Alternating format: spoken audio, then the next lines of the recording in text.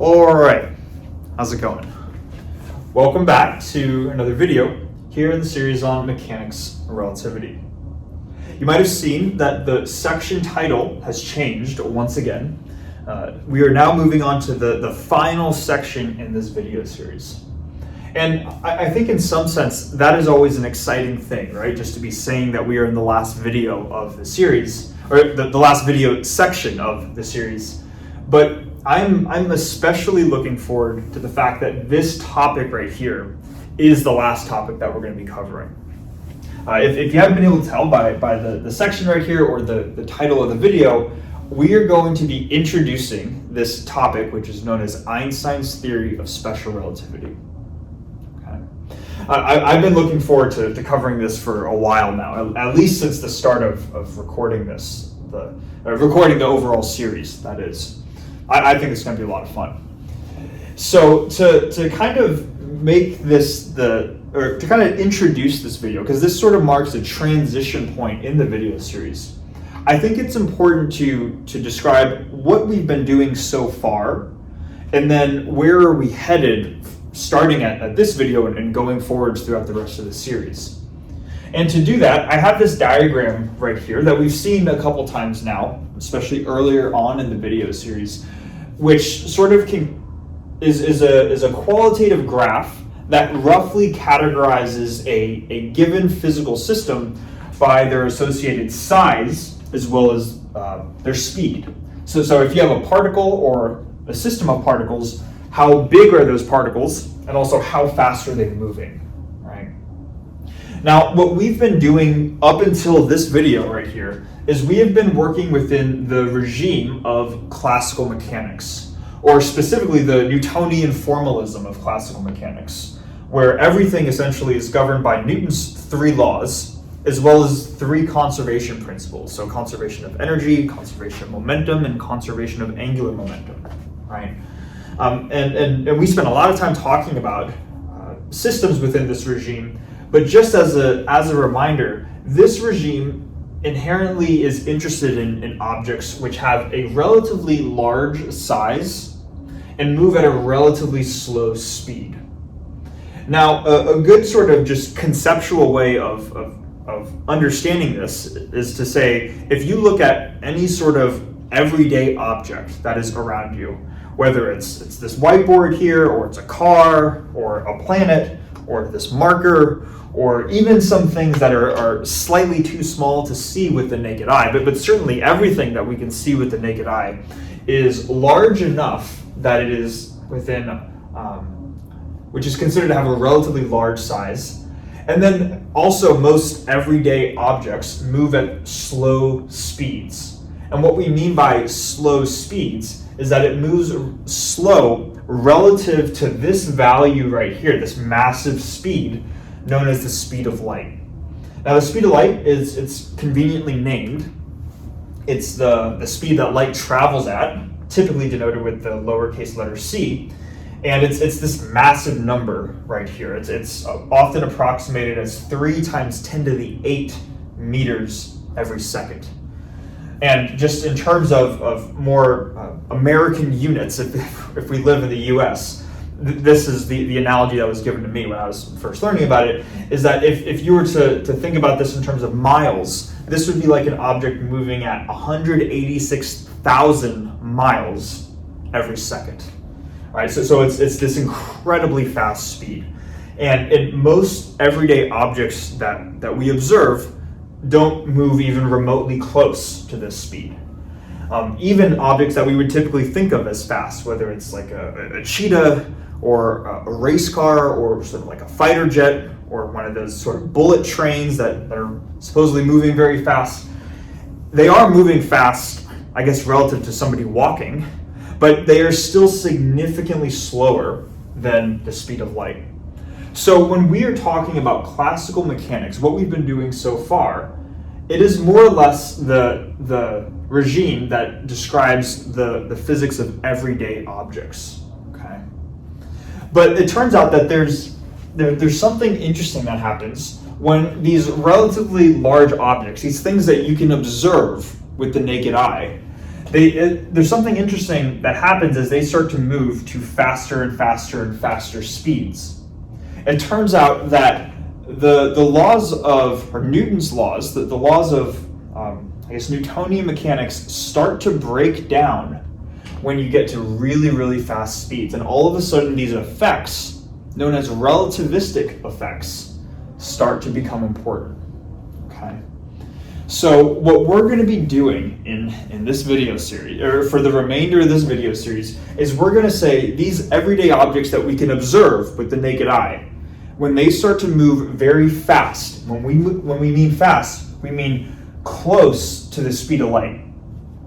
What we mean by close to the speed of light, too, just for reference, some people will say maybe 100th the speed of light. Some people might say 1/10 the speed of light. Different people will have slightly different answers for when relativistic effects in Einstein's theory of relativity starts to become relevant. But it's really when an object starts to move at some fraction that is comparable to the speed of light, where we're going to start to see that our sort of everyday notion for how things work starts to break down, things get very, very interesting. Now, I guess the last thing that I want to say before we really dive into this right here is that relativity, just as a regime that within physics, is technically split into special relativity and then the general theory of relativity. We're only going to be covering in this video series Einstein's theory of special relativity, because in a first video series on physics, the theory of special relativity we're going to see is already wild enough. The results that come out of this are going to be very unintuitive, at least if we've never seen them before. But I did want to comment on that we're not going to be touching too much on the general theory of relativity. That would be for a much, much later video series. Okay. So hopefully that makes sense. This is where we're going. Things are now going to be moving at fractions, significant fractions compared to the speed of light. And it turns out that to have some sort of starting point for how do we begin to discuss objects moving very, very fast. It's nice that Einstein's theory of special relativity is based off of two primary postulates. So as a first step, what I'm going to do is I'm just going to erase the board right here. We're going to write out those postulates, describe what it means to be a postulate, and then we're going to go from there to get the discussion started.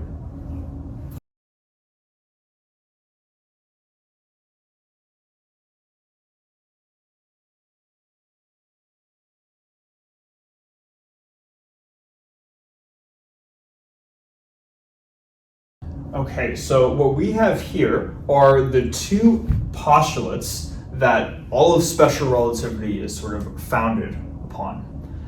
But before we get into the postulates themselves, though, there are just a couple of things that I want to mention around how we should think of special relativity, or how we should try to view it before taking a deep dive into relativity itself.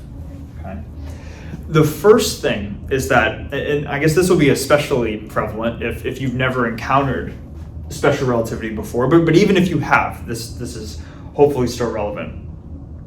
It turns out that special relativity as an area of physics kind of has this reputation for being an area of physics that is very difficult to conceptually understand.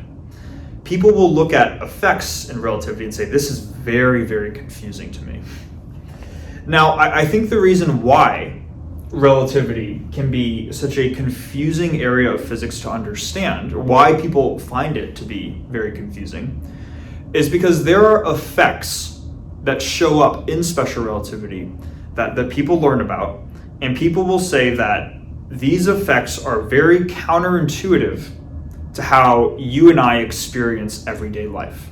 And because those effects are very confusing and just really counterintuitive initially, that is the reason why they find it difficult to understand. I don't mean to put quotation marks to minimize it, though. Admittedly, it can be difficult. But I guess the response to that is a two-part response.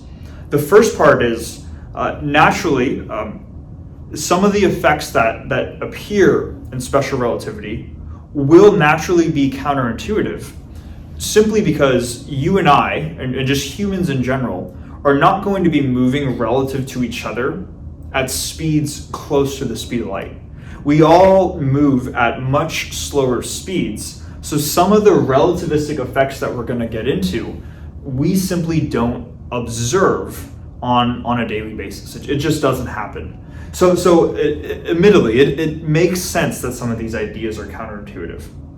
Maybe just to put some names, instead of just calling them ideas or phenomena, we can talk about the relativeness of simultaneity, time dilation, length contraction, and things of that nature. So feel free if you want to Google them in the meantime, before we get into them in later videos. So that's the first thing. Naturally, humans will not experience these things because we don't move at speeds close to the speed of light relative to each other. But I think the more important thing that I really want us to get across before we dive into these postulates is that each of those effects that I just mentioned, rather than thinking of them as being confusing, although admittedly that they're counterintuitive, is that these effects are things which naturally have to be true. And they have to be true simply because they are consequences of these two postulates.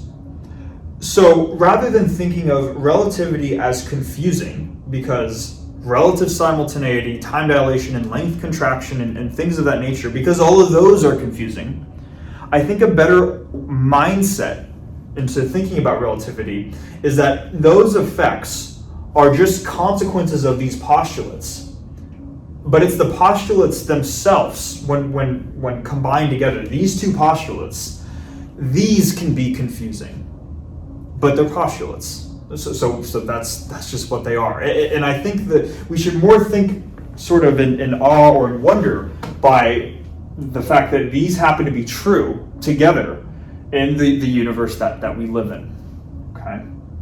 So hopefully that makes sense, that these two ideas can really be confusing, but they're postulates. Now the one other thing I want to mention, what is a postulate?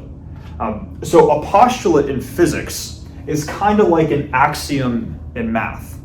So an axiom in math is a statement that is true just because somebody says it's true.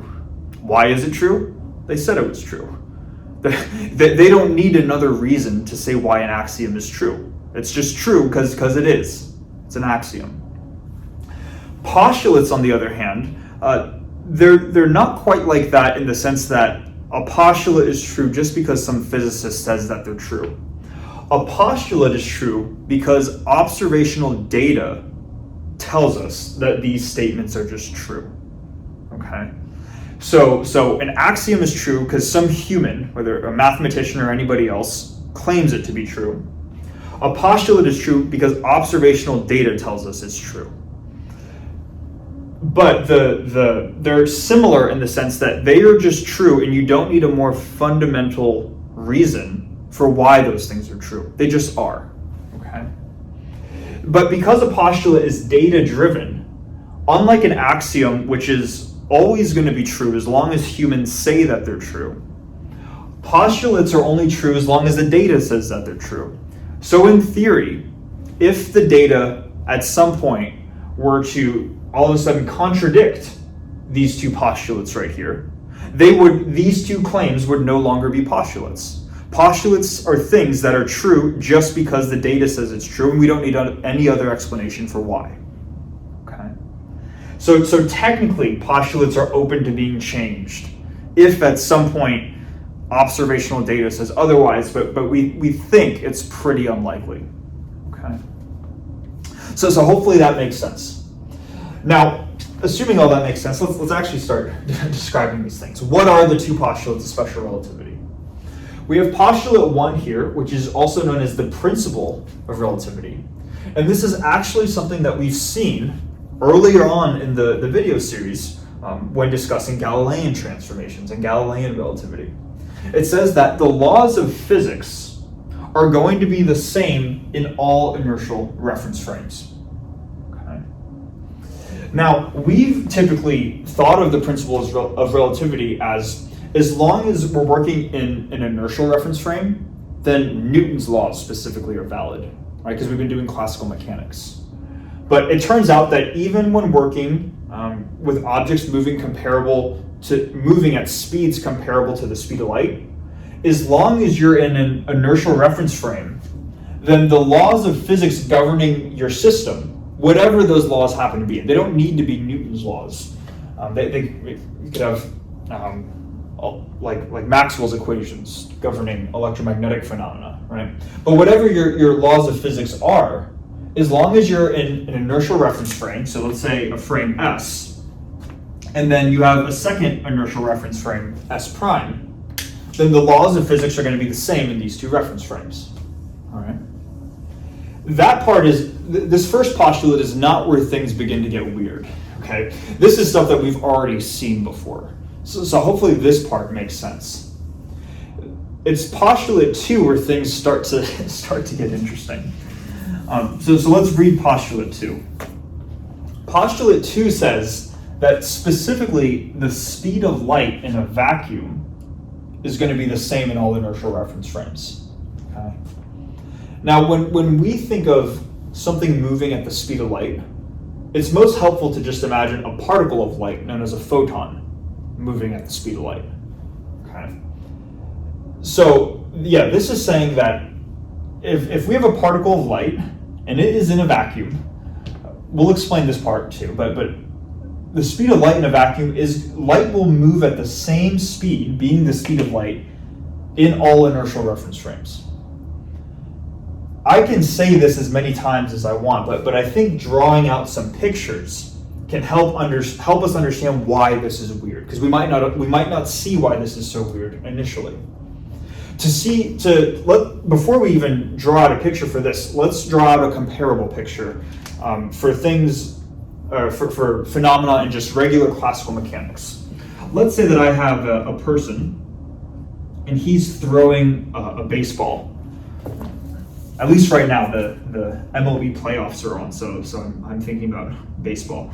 So we have some pitcher, and this is supposed to be a baseball, and the pitcher's throwing a baseball, and maybe we could imagine that we're in the stands watching the baseball game, and there's a pitcher throwing a ball, and he threw a fastball. So maybe this ball is moving at a speed of 90 miles per hour. Okay. So that's the speed of the. When we observe the ball, that is the speed that we observe the ball travel at. What we're going to do next is to almost imagine a weird game of baseball where now the same pitcher decided that he wants to pitch while on a skateboard for some reason. Okay. The pitcher threw the same ball, the same fastball right here, which is at 90 miles per hour. But maybe for whatever reason, he's on a skateboard and the skateboard is moving at 10 miles an hour. All right. So he's throwing a ball while on a skateboard. And we could ask, if we're watching this from the stands, without wondering why he's on the skateboard, we could ask, what speed do we observe the ball being thrown at? And you could say, well, it's already going 90 miles per hour because the pitcher threw it at 90 miles per hour.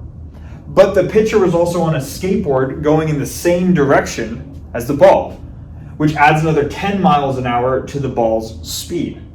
So the speed that we observe the ball at is it's starting 90 from the pitcher throwing it, plus the 10 coming from the skateboard moving in that direction. So we would observe the ball moving at 100 miles an hour. So we would say that, I guess the speed of, in this case the speed is 90, in this case the ball's speed is 100 miles per hour. Okay. Hopefully this makes sense. This is still parts that should hopefully be intuitive. We're now going to draw a comparable picture. And this comparable picture is not going to be somebody throwing a ball, but rather somebody shooting a laser. So this is supposed to be his little laser. And maybe these dotted lines are individual photons coming from the laser. The reason I'm saying a laser is because the laser shoots out light. So it shoots out particles moving at the speed of light. We can ask if this person is shooting out light, what is the speed that we observe this light at?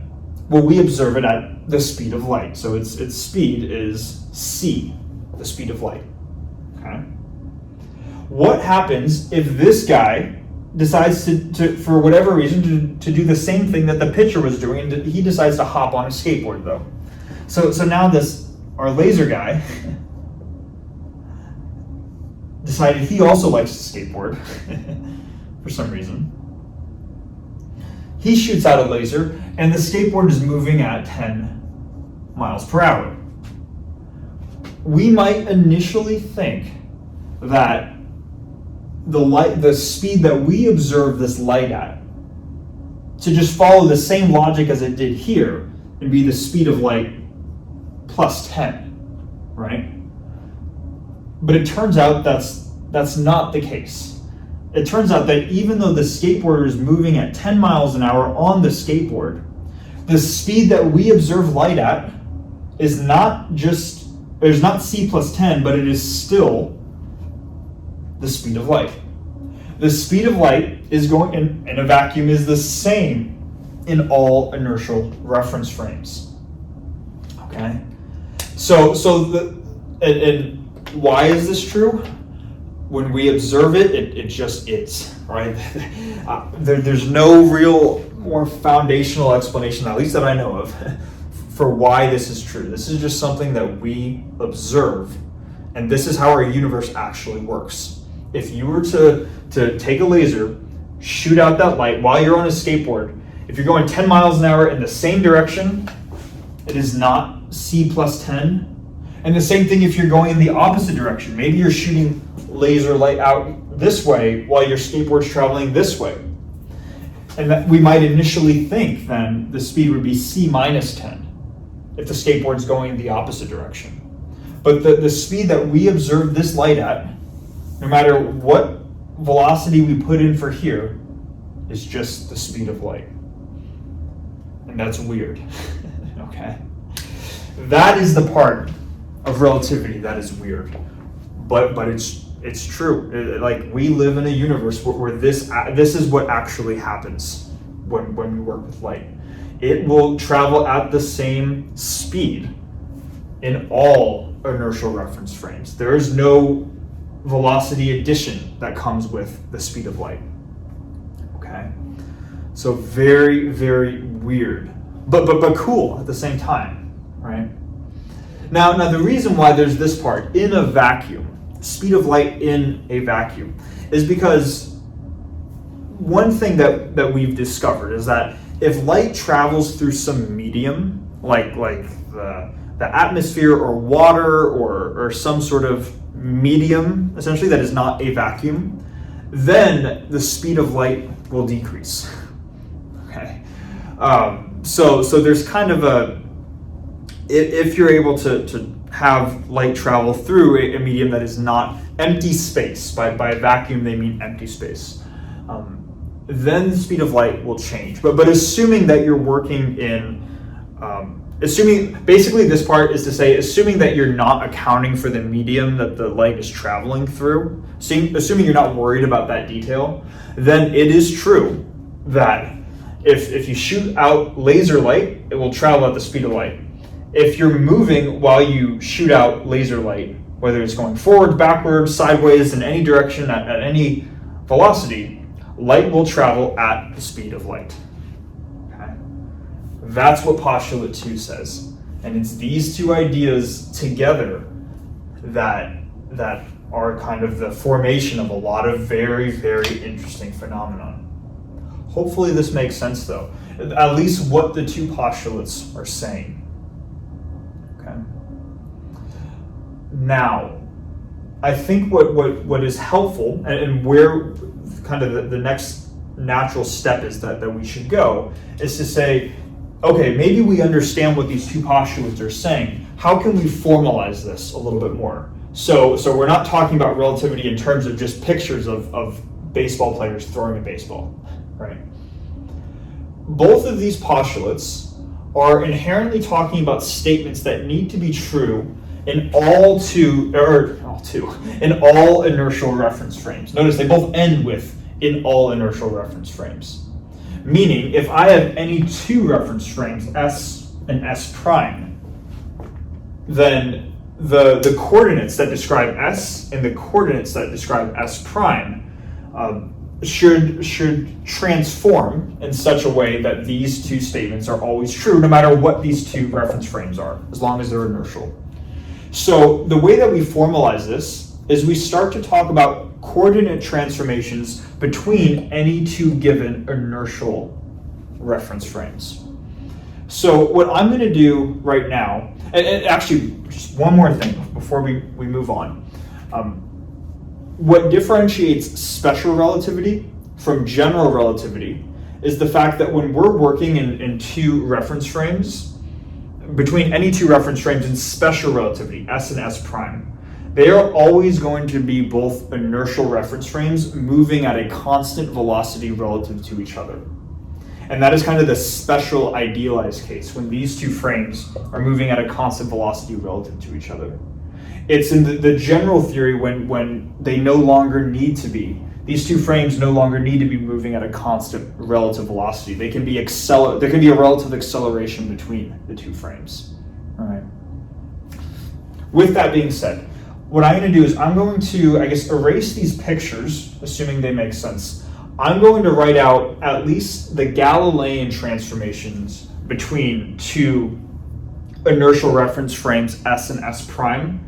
And we're going to show how those Galilean transformations, the ones that we learned in the very beginning of the video series, start to break down. These basic laws of physics that we think are true start to break down if we assume both of these postulates together are true.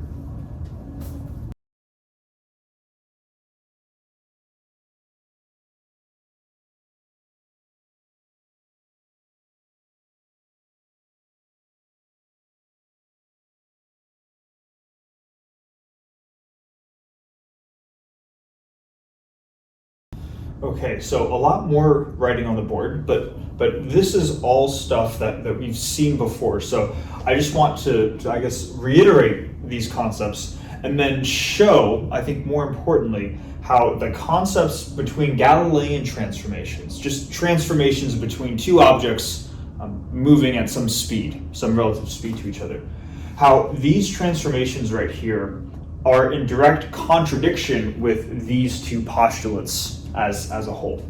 Okay. So let's just first read this bullet point. It says, given an inertial reference frame S with both space and time coordinates x, y, z, and t, so it's x position, y position, z position, and how it measures a value of time, denoted like this, we're given that reference frame.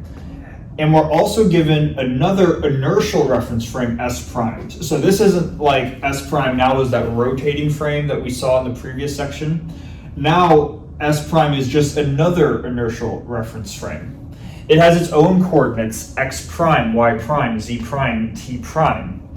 And they are inertial reference frames relative to each other, where S prime is moving at some speed v in the x direction. So the x velocity of S prime is v. It has no y velocity and no z velocity relative to S. Given all of that, then the Galilean transformations between S and S prime are followed by these equations right here. Just to make sure that this picture is clear, there's a lot of words, right? But the basic idea is that if this is a reference frame S, then we will have another reference, and we can imagine this intuitively like a stationary reference frame. Then we have another reference frame, S prime, and it's going to be moving at some velocity just in the x direction, to keep it simple, with the magnitude of v. Okay? And what we could ask is, what the Galilean transformations are between the frames, but in case that's unclear, what we're really asking is, what are the positions of an object or the time values that we measure in each of these reference frames, and how do they relate, right? So because S prime is moving at a velocity v in the x direction, what people consider, or what an observer in each of these frames would measure a position as, would be different. For instance, let's say we have a particle that's right in between these two frames, right? If we're in the frame S, so we're just stationary with S, if the origin is right here, it's going to look like the position of this particle is positive, has a positive x value, right? If we're in the reference frame S prime, and we're moving at this velocity, right? And now let's suppose that we are an observer in S prime, so we're moving at this frame right here. At this instance in time, if we measure the position of this particle, if this is the origin right here, the position of the particle is going to appear negative. So the particle is still right here, whatever we're observing. This particle has some actual location in space, but these two observers are going to say that it has a different position based off of if we're observing in frame S, that's stationary, or if we're observing in frame S prime, moving at some velocity v. Okay. And the way that we can relate how we measure the position in S to how we measure this particle's position in S prime is by this equation right here. So the position in the prime coordinate is equal to the position in the regular coordinate minus v times t, where again, v is just the relative velocity between these two frames. Because S prime is only moving at a speed in the x direction, they're going to agree on the y coordinates, they're going to agree on the z coordinates, and then time is time, right? So they're going to agree on what time it is when they measure this particle right here. Okay. Again, this picture is all stuff that we've seen from the very beginning of the video series. This is simply just how you would measure the position and ultimately the velocity, acceleration, but really what we specified here, the position and the time for some particle between two reference frames, two inertial reference frames. Okay, so hopefully that makes sense. What I want to show though is how come these transformations, these four equations right here, how come they break down if we require these two postulates to be true? Okay. The first postulate, the principle of relativity, doesn't necessarily break down by itself, being that the laws are the same in all inertial reference frames. It's the second postulate, where what we could do is we could say, if we now have a particle of light moving at speed c, how can we describe that particle of light? Well, one way, a speed is a distance over time. We could say that the distance over time in the unprimed frame, in frame S, let's suppose that the speed of light, or that we're measuring a laser in this reference frame. We could take its distance divided by its time, and that speed should be c, right? Because it travels at the speed of light. Now, what happens if we're observing that same laser? Maybe this particle is a laser, or it's a particle of light, but we're not observing in frame S, but rather we're observing in frame S prime. We would measure its speed not by x over t, but by x prime over t prime, the distance per time in this reference frame S prime right here, okay? If postulate 2 is still upheld, then we should get c no matter which reference frame we're observing in, right? But let's see what we actually get according to just the regular Galilean transformations that we're used to from classical mechanics. X prime is given by this. It's given by x minus vt, divided by t prime, which is the time in one frame is the same as in the other, so t prime is just t. So this is what we get. We can decompose this into a difference of two fractions. We get x over t minus vt over t, like this. Now we can ask ourselves, what is x over t? Well, that's just the speed of light, right? We measured this particle of light in this frame S, and we measured it to be the speed of light. So x over t, we already have that, that's c, minus vt over t is just, the times cancel, and what we're left over with is just v. And what we get is not the speed of light, right? And this is important. So according to just the regular transformations that we're typically used to thinking of in standard classical mechanics, if we now try to apply it to light, then according to frame S, if we observe this particle moving at the speed of light in frame S, then if we're moving at frame S prime, according to Galilean transformations, the speed that we would observe this particle is c minus v, right? This would be like if the person shooting the light was on the skateboard, right? Moving at some velocity. You might expect it to be c minus v. But this should just be the speed of light, because postulate 2 says so. It says that the speed of light should be the same in all inertial reference frames. So whether we're looking at S or S prime, x over t should be c, and x prime over t prime should be c. So what I'm trying to get across, and hopefully we're seeing this, is that with the regular transformations that we're used to thinking of in classical mechanics, they break down and they don't work. And the reason they don't work is because postulate 2 is the thing that we now have to take into account. Okay? So what this means then, and what we're going to do for the remainder of the video, is we're going to say, okay, the coordinate transformations that we have here between the primed and the unprimed reference frames don't seem to be working now when we require that these two postulates are valid. But there should be some set of coordinate transformations between reference frames where both of these postulates do, or I should say both of these postulates are still valid. They are upheld.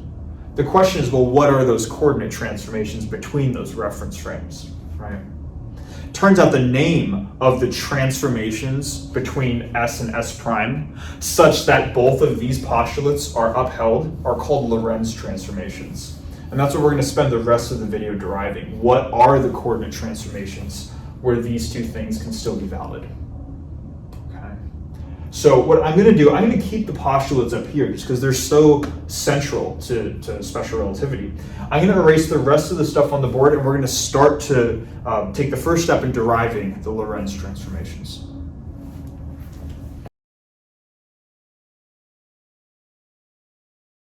Okay, so what we have here with these two equations are essentially just saying that if we have coordinates for a reference frame S, which take the form x in t, and then if we have another reference frame S prime, which has coordinates x prime and t prime, the general transformation between these two sets of coordinates is going to say that x prime is going to just be some function of the unprimed coordinates, and the same thing with t prime. It's going to be some separate function of the unprimed coordinates.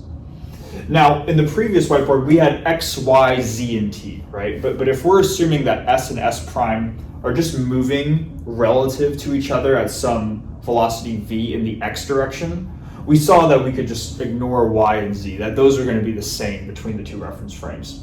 And the same thing would be valid if we're going to require that both of these postulates are true. So we're just going to work in one dimension for now, where we're just dealing with one spatial dimension x and time, right?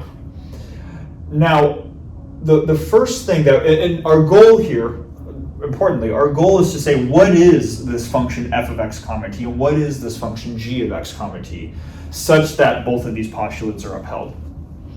Now, the first step that we can take, there are different ways we can go about this, but the first step that we'll take is we're going to assume that, well, we're already going to assume that our two reference frames, S and S prime, are both inertial, right? But let's suppose for a second that in our reference frame S, we're observing a particle that is moving in reference frame S, and there are no net forces acting on the particle. There is then something that we can say about the motion of this particle if there are no net forces acting on it, simply from the fact that that S is an inertial reference frame. And we got to kind of go all the way back to when we were first learning about inertial reference frames, but one way which inertial reference frames are defined, and I'll write this over here maybe, or I'll write it up here, is that an inertial frame satisfies that the acceleration of a particle is zero when the net external forces acting on the particle are zero. Okay? So if we have a particle that we're observing in frame S, and there are no net external forces acting on it, we know it's not going to have an acceleration. So it's going to be moving at a constant velocity. And if we were to draw out a particle moving at a constant velocity in these coordinates right here, that means that if we were to take the slope, x over t, we would get some constant value. Or in other words, the trajectory of the particle in this space, this x comma t space, make this t space, would be a straight line. Right?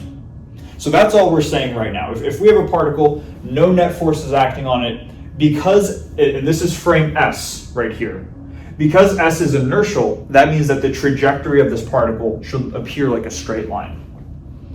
The next part of this is that because S, this is all for frame S, right? The next part is that for frame S prime, because it is also an inertial reference frame, you could apply the same logic here as you did here for whatever particle you're observing. So if we were to just draw x prime and t prime, it might move at some different velocity if we're observing from this frame, but the idea is that the trajectory of this particle could still be plotted as a straight line. So, and that's the straight line part is the part that I'm emphasizing. The reason is because when we're specifying a coordinate transformation from the prime coordinates to the unprimed coordinates, one thing that we know just from the fact that both of these are inertial reference frames, which is assumed in the two postulates, is that a particle can be moving in a straight line and it needs to map to another reference frame where the particle also moves in a straight line. So whatever these two functions are, they need to take in straight lines as potential straight lines as inputs, and they need to map out straight lines as outputs. This now gets into knowledge from linear algebra, but there are only certain types of functions which map straight lines to straight lines. And those are functions which are linear in nature. Okay? So just from this fact alone, we actually know something about the form of these f and g functions. They both need to be linear. So let's write out, I guess, the most, not quite the most, but let's write out a general way of expressing these as linear functions. We can say that x prime, instead of being, well, it's equal to f of x comma t, but if f is linear, it needs to be linear in both of these two variables. So it needs to be some coefficient alpha 1 times our first variable plus some coefficient alpha 2 times our second variable. And same thing, but with t prime. T prime is going to be g of x comma t. F and g don't need to be the same function, so these would be separate coefficients. Alpha 3 times x plus alpha 4 times t. Now, technically, too, there could be some just purely constant terms, like plus alpha 5 plus alpha 6, which do not depend on either x or t. But these terms can be eliminated if you choose your coordinate system in such a way that the origins coincide. And we're going to make that coordinate choice between s and s prime. This is an arbitrary, we can choose our coordinates however we want. We're not assuming anything physical when we're doing this. But we can always make this choice. So these terms are going to go to 0, alpha 5 and alpha 6, under the assumption that we choose that when we're at the origin in our frame S, so in other words, when x comma t is 0, 0, that when this is true, then we're at the origin in the primed coordinates, x prime t prime is also 0, 0. Okay. In the case when we make this assumption, this is the most general form of these linear functions right here. Okay. Hopefully that makes sense. And again, that comes from the fact that we know that whatever these mappings are, they need to take in straight, if they take in straight lines, they need to output straight lines as well. Okay. So now the next thing that we're going to do is there's something that we know under this assumption right here, that when the origins coincide, if we're talking about a certain location, we know how that is measured both in the frame S as well as the frame S prime. And I should just write it out to be explicit. First, maybe what we can do is we can say that here, let's say that we're just working with this time coordinate t. At time t equals 0, that's when we're going to be at we're going to choose this, so we're at the origin of both reference frames. So maybe this reference frame that I have right here is both frame S and S prime, and I might just be looking at the origin. Okay. So essentially, if we were to measure this point, either in S or S prime, we'd get 0, 0 or 0, 0. We get the same thing. Now, if we were to let 1 unit of time pass, so now we're in t equals 1, how is this picture going to change? Well, we would have our frame S right here. We can think of that as our stationary reference frame. And then S prime is moving relative to S at a constant velocity v. So now maybe S prime is all the way over here now, right? Because S prime is moved from here out to here. What we could do then is we could take the same origin of S prime and say, what is the measured position in S prime and what is the measured position in S? In S prime, let's start in S prime. Let's say we're moving with this reference frame right here, right? If we're measuring the origin of this frame and we're also moving with this frame, if something's at the origin, it's always going to appear at the origin. So the position, if this is the particle that we're looking at, the position in S prime is just 0. Okay. Now, for the position in S, if we're measuring the same particle, the same literal dot, but now this is the origin over here, it has moved in 1 unit of time. 1 unit of time has passed, excuse me. And if this frame is moving at a velocity v, then the position measured from over here, where this is the origin, is going to be v times 1, or just v.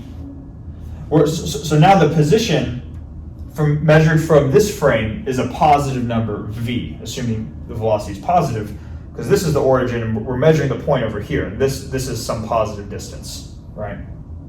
If we were to just take this one step further to see the pattern, hopefully we can see this down here. Now let's imagine we're at t equals 2.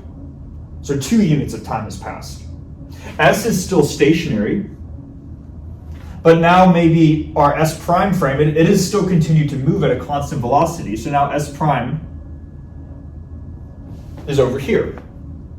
Let's do the same thing. Let's suppose there's a particle that is remaining at the origin of S prime.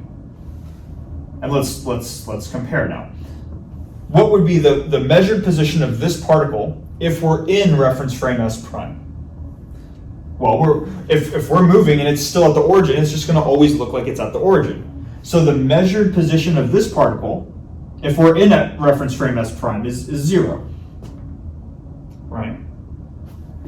Whereas if we're in T prime, if we are now in frame S and we want to measure the position relative to this being the origin. This frame is still moving at a speed v, but now 2 units of time have passed. So this is equal to 2 times v, okay? So do we kind of see how that's working?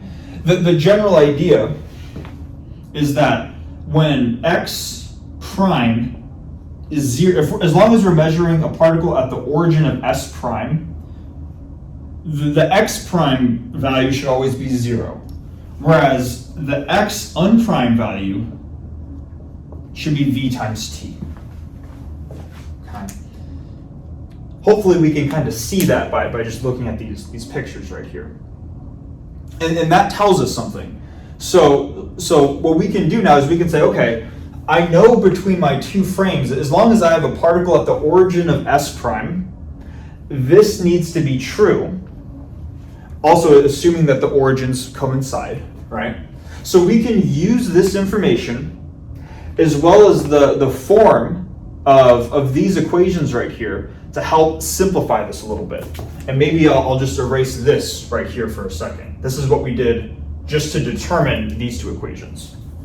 So I'm just going to erase this. So let's take let's start with this top equation. So we're going to have x prime equals alpha 1x plus alpha 2t, like this. And we're going to plug in x prime is 0 and x is vt, and let's see what we get. So when x prime is 0, my left-hand side is 0, equals alpha 1. Instead of x, I'm going to have vt plus alpha 2t, like this. And now both of these terms have a common factor of t that can be factored out, leaving us with alpha 1 v plus alpha 2 times t is 0. Okay. So we saw from over here. Well, let me first say that this thing in parentheses times t is 0. So one of these 2 things, either the parentheses term or t, needs to be 0. But we saw cases where t was non-zero, but we still had x prime equals 0. So in the general case, t is allowed to be non-zero, which means the term in parentheses has to be 0. So from this line right here, we end up getting that alpha 1v plus alpha 2 is equal to 0. And this can give us a relationship between the alpha coefficients. We end up getting that alpha 2 is minus alpha 1v. Okay.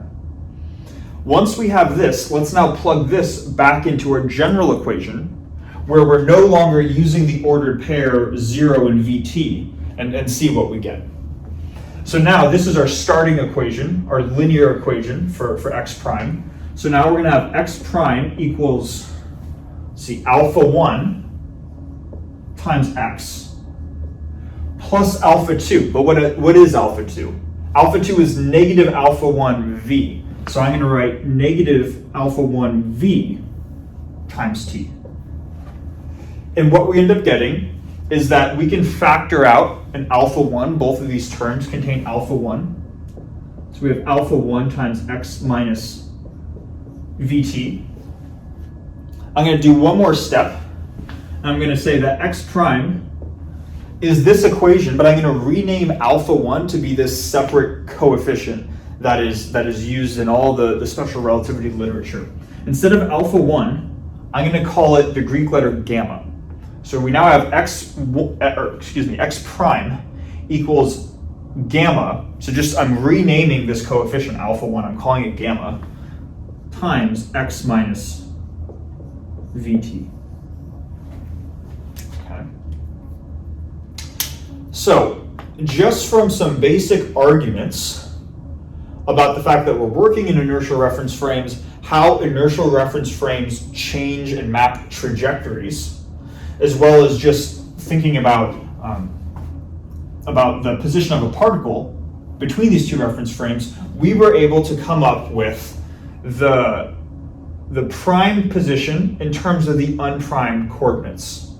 So rather than saying that x prime is some function f of x comma t, we're now saying that f of x comma t specifically is this expression right here, okay?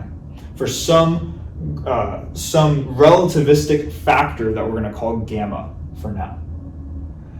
What we're going to do in the next whiteboard, I'm going to erase this, is we're going to try to understand some properties of this gamma factor based off of the postulates and essentially based off the postulates. What can we determine? Well, I should say postulates and then similar arguments to what we made here. What can we determine about this relativistic factor gamma?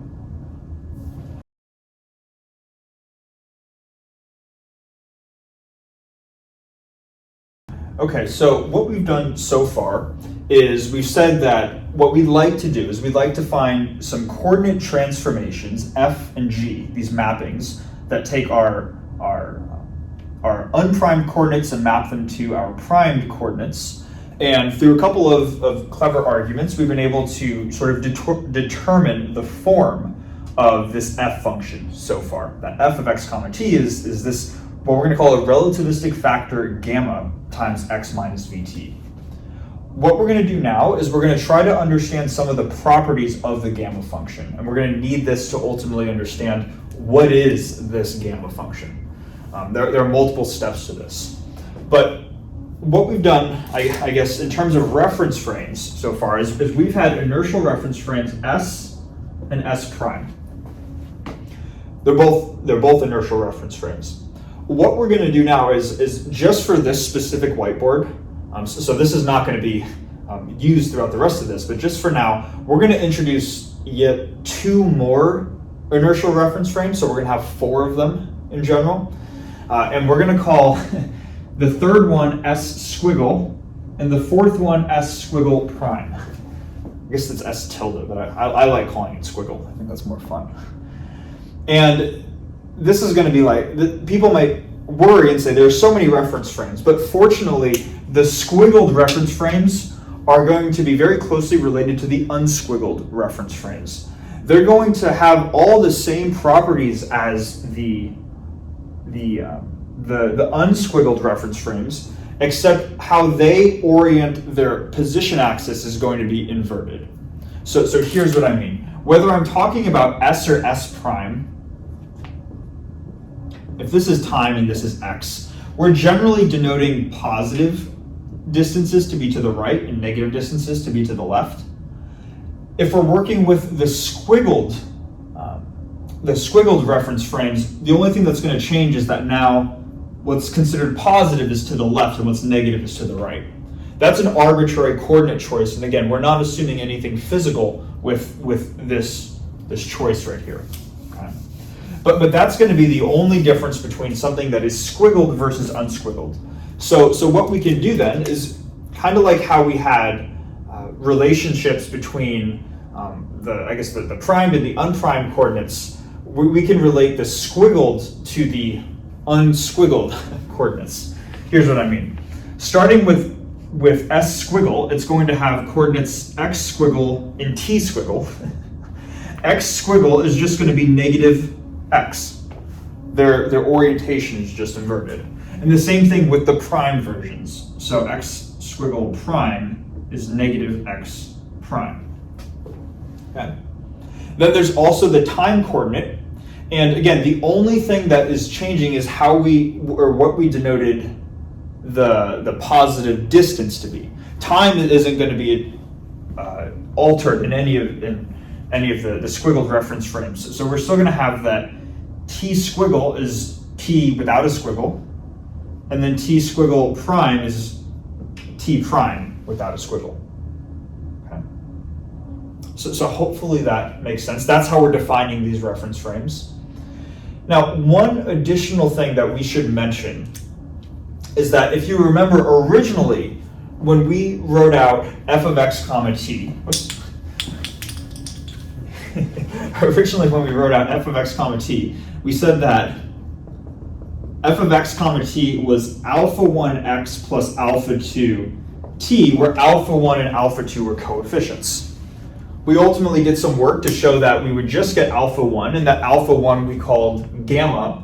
So gamma is some coefficient. In calling these alphas or gamma, and I guess specifically in calling gamma a coefficient, what we mean is that it is both constant in terms of x and constant in terms of t. In other words, it does not depend on x or t. That does not mean, however, in the general case that it cannot depend on other things. It doesn't need to be purely a number. And as we're going to see, it won't be a number. But for now, what we can do is we can say that gamma, even though it is not dependent on x or t, it could depend on v still. So what we're going to do is I think going forwards, or at least for part of this, I'm going to call this gamma subscript v. And David Tong recommended this in the lecture notes. I like this decision. The general way that we might want to write something that depends on v is to say that gamma is a function of v. It depends on v, right? Like this notation. But this can be a little bit confusing then when you compare this to this, right? Because in this equation, this is saying that gamma gets distributed into both of these terms. It is not saying that gamma is a function of x minus vt, right? So to avoid confusion by saying that this is not an input to gamma, whereas this is, in order to avoid that, we're just going to put a subscript v like that to say that gamma could depend on v. So that way this equation would read gamma as a function of v gets distributed into both x and negative vt, like this, okay? So assuming this makes sense, what we're going to do now is we're going to just take this relationship that we found for our f function and apply it to both the unsquiggled and the squiggled coordinates. I guess we've already done this for the unsquiggled coordinates, but let's do this for the squiggled coordinates now. Without going through all of the arguments that we did in the previous whiteboard, you could go through the same arguments. But if the only thing that differs between the unsquiggled and the squiggled coordinates is what they call the positive x direction, the only difference then is that if these two frames were related by s prime moving at positive v, then these two frames are going to be related by just the inverse of that, negative v. And we're going to use that, okay? So this is one relation. Maybe I'll write it down here just to be explicit. We have x prime equals gamma, which could depend on v, times x minus vt. And then we're going to do the same thing with the squiggled coordinates. So we have x squiggle prime equals, and I'm going to write gamma, but again, instead of gamma depending on v, because the orientation has changed, we're now going to call this gamma depending on negative v. So now we have a set of parentheses. Because we're working with the squiggled coordinates, instead of writing x, we're going to write x squiggle. Instead of writing negative v, this was inherently dependent on the fact that these were related by s prime moving at a positive velocity. Point is, because the sign changes here, the sign's also going to change here. So we're going to have x squiggle plus v, and then instead of t, I'm just going to write t squiggle like this. With this relationship, this is what you would get if you went through all those arguments from the previous whiteboard, but with that orientation difference in your coordinate choice. And with these relations right here, we can now rewrite the squiggled equation in terms of one without squiggles, and in turn learn something about this gamma factor. So x squiggle prime is the negative of x prime. So I'm going to replace this with negative x prime, okay? I'm going to take all of these terms and remove the squiggles. Have an equal sign. Gamma doesn't have a squiggle, so this is still the gamma of minus v. Instead of x squiggle, I have negative x plus v times t squiggle. T squiggle is just t. So nothing else gets changed here. This just becomes plus vt, like this. Now, we can cancel this minus if we factor out this minus sign. So we can get that negative x prime equals negative this gamma factor of negative v times x minus vt. And once the negatives cancel, we're left with a second equation for x prime. This is one equation for x prime. This is the second. And it looks very, very similar. It looks almost identical, except for this gamma factor, which could depend on v. This is, and again, this is saying that gamma is a function of v. So another way of writing that is say that you have gamma as a function of v. Notice that if every other part of this is the same, what this is really telling us between these two boxed equations is that this factor, gamma of v, needs to be the same as the factor gamma of negative v. So we have gamma of v equals gamma of minus v. Writing it in more, I guess, quote unquote, normal notation, if gamma is a function of v, this is the same as when gamma is a function of negative v. Or in other words, functions which satisfy this property are called even functions. So just from some more sort of clever arguments, we're able to determine that whatever this relativistic factor gamma sub v is, it must be an even function in terms of the velocity between the two inertial reference frames. Okay. That's all we're going to say for now. Next thing is we're going to erase the board, erase what we have here, use this information and then some of these postulates here to start to say, okay, well, what is this gamma factor? We're going to use this, which is why this was our first step. So I'm going to erase the board and then we're going to do that next.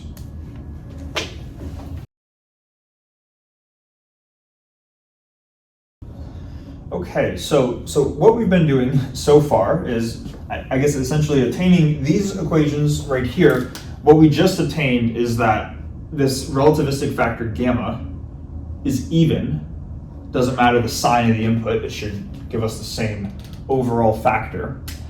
What I want to sort of emphasize, though, is that even though it feels like we're kind of doing a lot, we actually haven't really done a whole lot yet, and hopefully this will make sense. Let's just suppose that gamma again is just a coefficient that does not depend on x or t. It could depend on v, and if it does, it's even in terms of v, but it also could not. If gamma hypothetically was the number 1, we would just get x prime equals x minus vt, which is the exact same thing as the Galilean transformation. And then even though we haven't done so much with this t prime equals g of x comma t equation, you can imagine that if g of x comma t just output t, then we would have t prime equals t, and then we would get exactly the Galilean transformations. So essentially what we've been doing is kind of writing this generalized version of Galilean transformations so far. The reason why we haven't done a whole lot yet is because the weird part, and I mean weird in the best way possible, right? But the weird part of these two postulates really is postulate 2, where the speed of light in all inertial reference frames is constant. We haven't really made use of that so far, which is why our results can still look comparable to Galilean transformations. But let's start, so what I'm going to suggest now is let's start to introduce postulate 2 and see how these equations get affected. Okay, this is where the fun begins, if it hasn't begun already. If the speed of light is constant in all inertial reference frames, then if we measure the speed of light in reference frame s, x over t, if we measure a particle moving at a photon and measure its distance per time, we should get the speed of light. And then the same thing in the prime reference frame, because it's also inertial, right? X prime over t prime is also equal to c. I'm just going to rewrite these just to make it easier to sub into the equations. I'm going to write this as x equals ct, and then also x prime equals c t prime, like this. We're going to use these equations as well as this equation plus one more, which we'll introduce, making use of postulate 1. And in doing that, plus with this relation right here, we're going to be able to determine what this relativistic factor actually is. So let's start with this equation right here. X prime equals gamma. X prime equals gamma of v times x minus vt. And in place of x prime and x, I'm going to replace with ct prime and ct respectively. So instead of x prime, I'm going to get ct prime equals gamma of v times, instead of x, we have ct, so ct minus vt. And of course, a factor of t can be factored out, giving us gamma sub v times c minus v times time. Okay, that's one equation. And let's just write the left-hand side, ct prime is equal to this.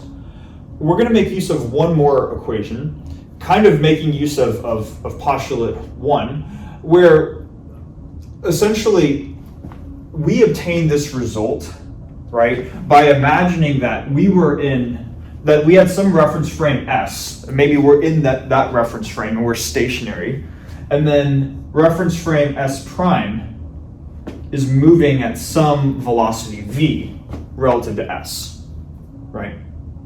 What we could also do is say, now let's suppose that we are in frame S prime. We are moving with frame S prime.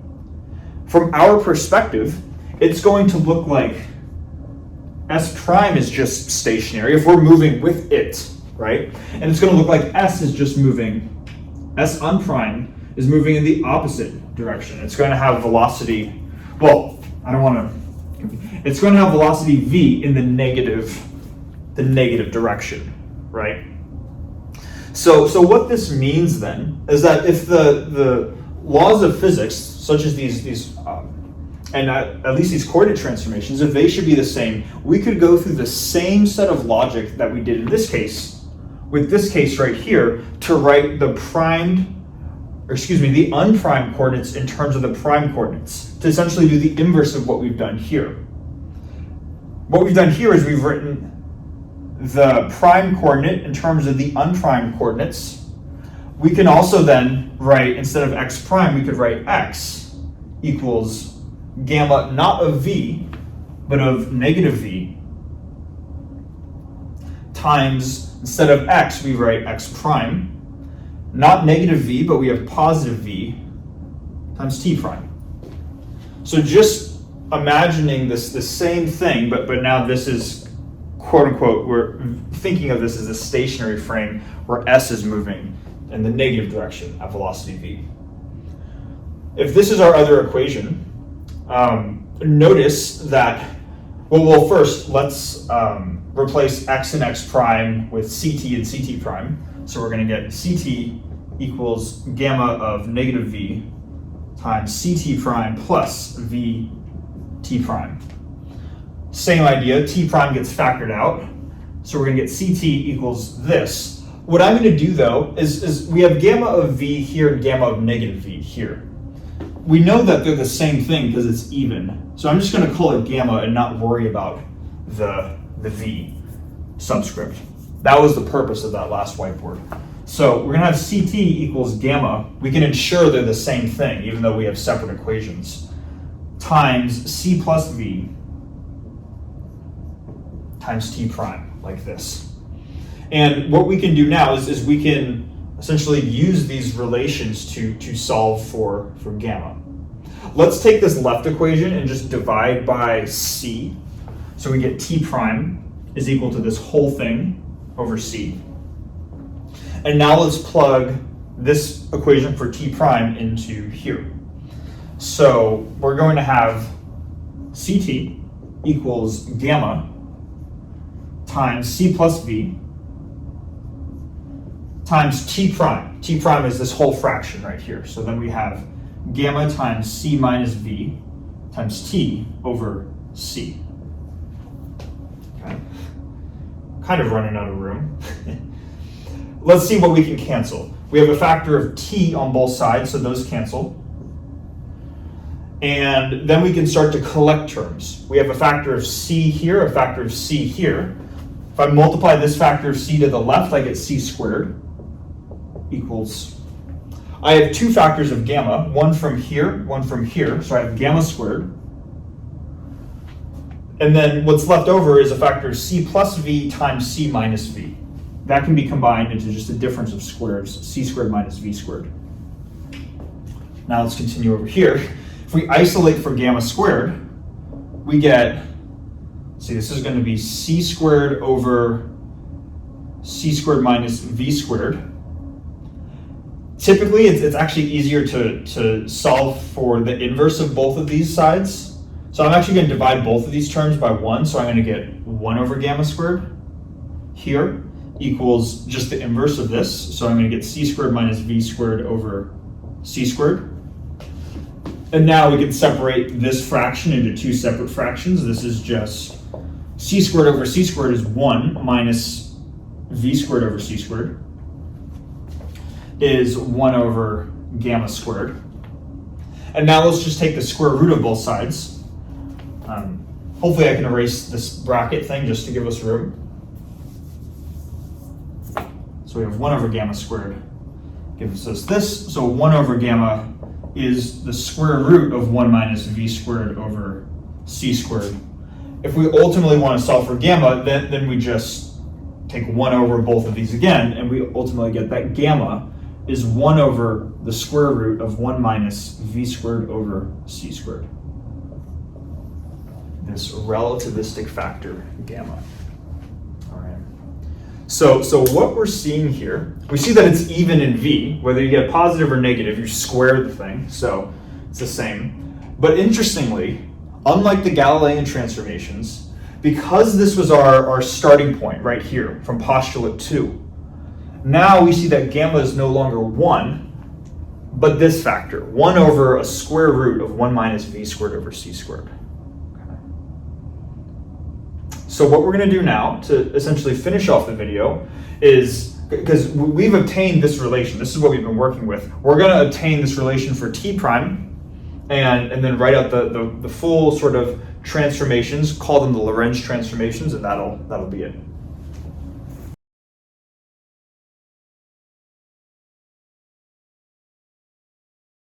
Okay, so what we've done so far now is, I guess in terms of the big picture, looking at this in the big picture lens of things, we've been trying to find mappings from the prime coordinates, or I should say from the unprimed coordinates to the prime coordinates, such that both of the postulates of special relativity are satisfied. And we saw really in the last whiteboard that when we induce postulate 2, introduce that as a thing, now all of a sudden gamma is no longer 1, like with the Galilean transformations. It's this factor which involves a square root and has some v dependence and c dependence, which is the speed of light. A lot of this has been working towards this equation right here, finding the form of f. We're now going to find the form of g of xt, and fortunately we've done a lot of the hard conceptual work. At this point it's just a lot of algebra, and I'm going to fast forward through most of the algebra, but we'll still show it, I guess. But to see how we can find this relationship right here, we're going to make use of the two equations that we made use of in the last whiteboard, where we're going to start with, I guess, this equation, where we have x prime equals gamma times x minus vt. And then also the case where we're imagining ourselves as moving with s prime and seeing reference frame s move at velocity v in the opposite direction, right? Where we saw that the relationship was x equals gamma x prime plus vt prime, like this.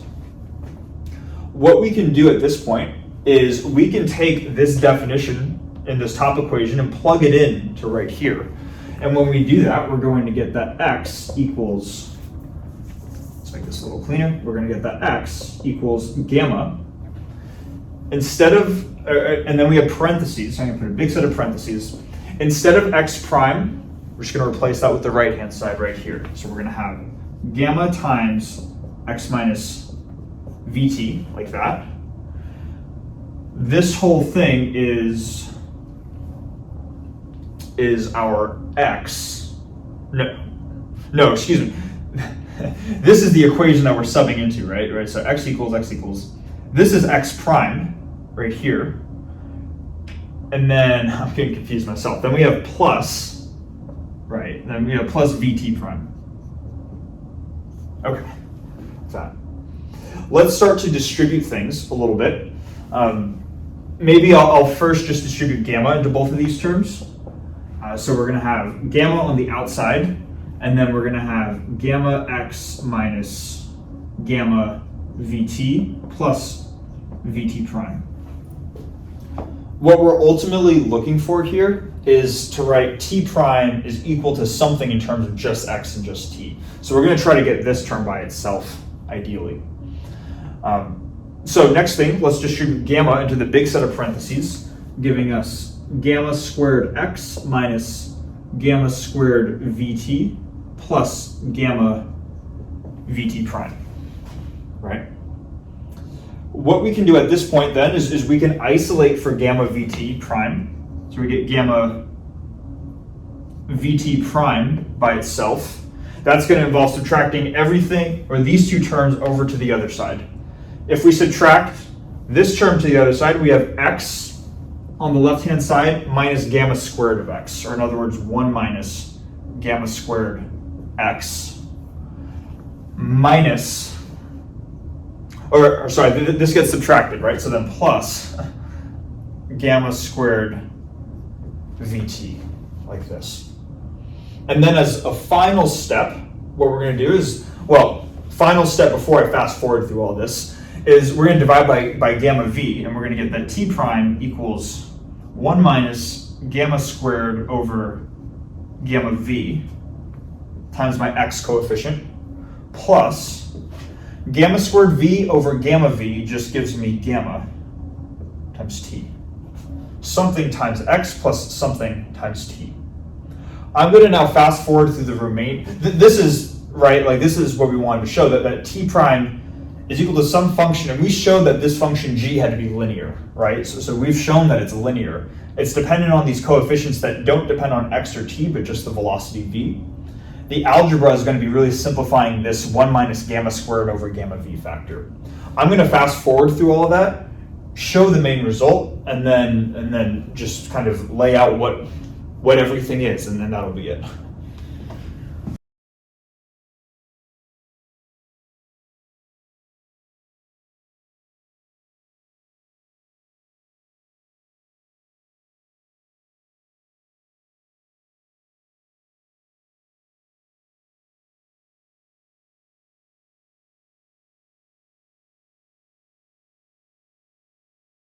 Okay, so this is just a lot of algebra.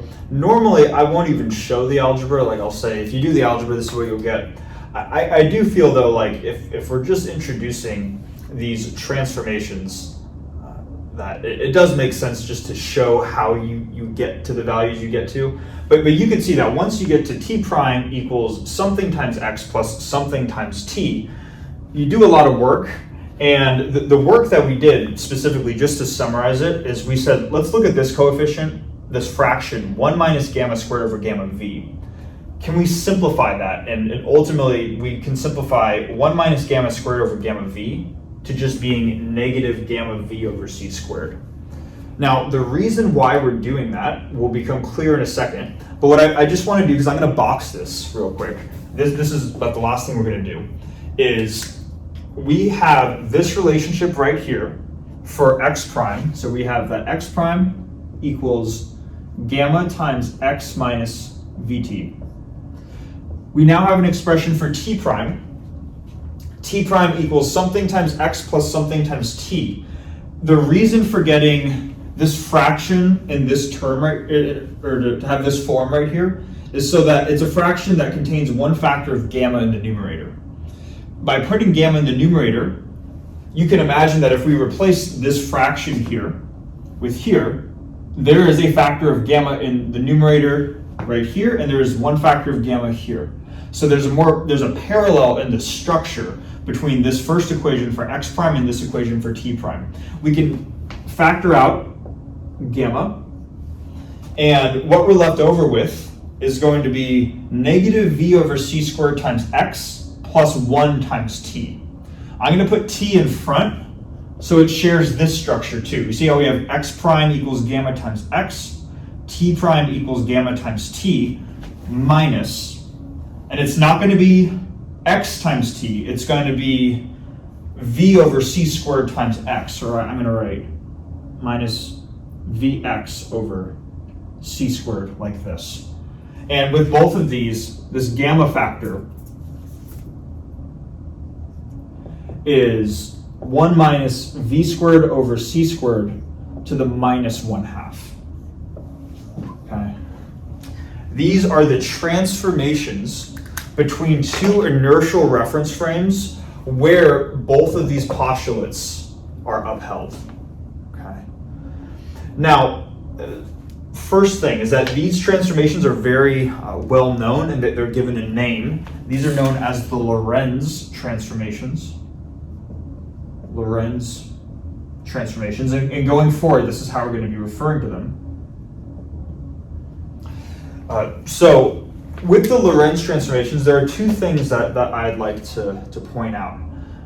The first is it's especially noticeable in the x prime equation, that this equation looks very similar to what we had prior with the Galilean transformations if gamma was equal to 1. But gamma is not equal to 1. Gamma is equal to this thing right here. Or maybe this thing right here. This might be an easier read. What happens in the case where the speed, the relative speed between the inertial reference frames, what happens when this speed v is much less than the speed of light? In the case where the speed is much less than the speed of light, we're now moving out of that relativistic regime and going closer to just the regime of standard classical mechanics. In the case where this is much less than c, we can essentially, we have v over c, quantity squared, right? Like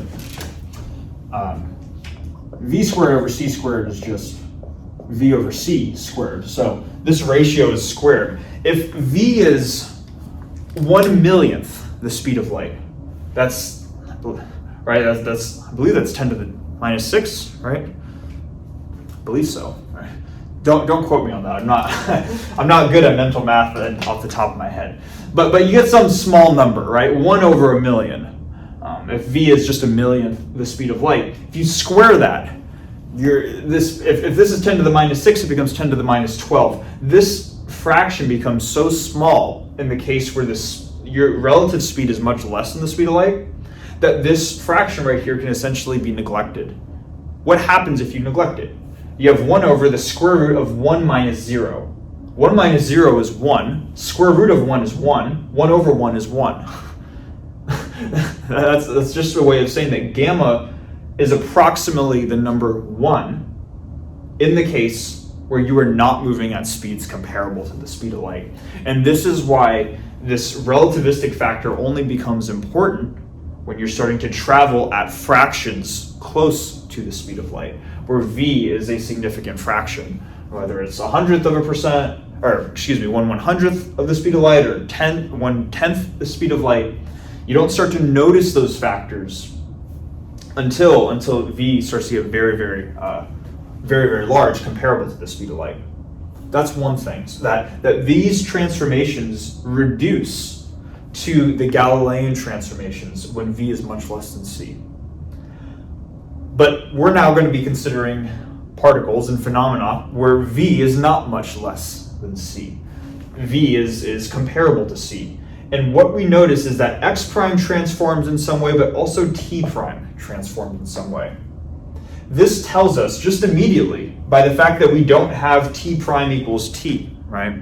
That if you have two reference frames that are both inertial, but they're moving at very high velocities close to the speed of light, how one observer experiences time is not how the other observer experiences time. Time is no longer an absolute, time is relative. This is where some of these weird phenomena start to show up. But again, we saw that these transformations, these Lorentz transformations, really the reason why we're not getting Galilean transformations has to do with postulate 2 at the end of the day, in conjunction with postulate 1, the principle of relativity. I'm sure the video has gone on long enough at this point, so we're definitely going to call it here. But in the next couple of videos, we're going to start to say, okay, with these Lorentz transformations, what does that imply physically? How can we interpret what these are? Gave just a brief couple of examples there, but we're going to really dive into it in the next couple of videos. So yeah, thanks so much for watching. I had a lot of fun making this, and hopefully see you in the next one.